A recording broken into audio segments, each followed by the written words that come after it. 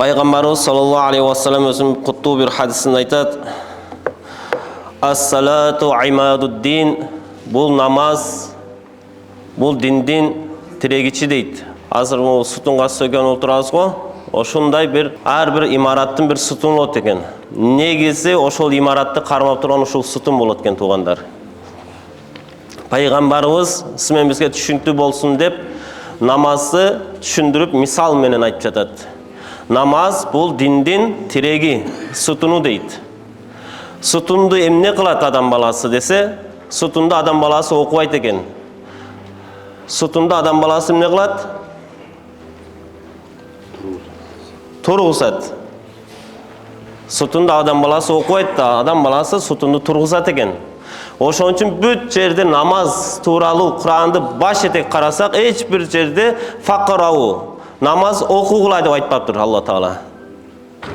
Акимус сала дейт. Намазды тургузгула дейт. Бул окуй турган нерсе эмес экен. Куранды окугула дейт. Куранды факырау ма таяссара минал Куран дейт. Куранды окугула, бирок намазды тургузгула дейт. Эмне үчүн? Себеби бул намаз бул диндин тиреги экен. Диндин сутуну экен. Намаз турса, дин турат экен. Намаз чыгыла турган болсо, анда дин чыгылат дейт. Сутун кете турган болсо, сутун канчалык бош болсо, ошол там ошончолук бош болот. Жер титирегенде жана сутуну бош, фундамент бош болгон турак жайлар кулайт экен. Бекем болсо, ал турат бекем.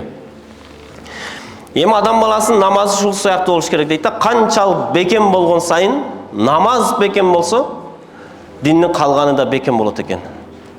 Намаз бош болуп, бирде окулуп, бирде окулбай калып, бирде убагында, бирде казы болуп, бирде жүрөк менен окулуп, бирде жөн эле бир китеп окуган сыяктуу окуп кое турган болсок, ошого жарашыктуу калган дин дагы ошондой болот экен. Эгерде диндин тиреги болгон намаз кулай турган болсо дейт, анын артында калган дин дагы биринин артынан бири кулап кетет экен тугандар.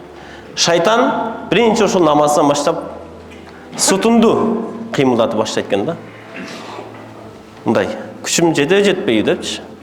Күчү жетип монтуп силкиткенде калган орозо барбы, кылып аткан хайыр ыксандарыбыз барбы, ошого жараша кошо титирейт экен да.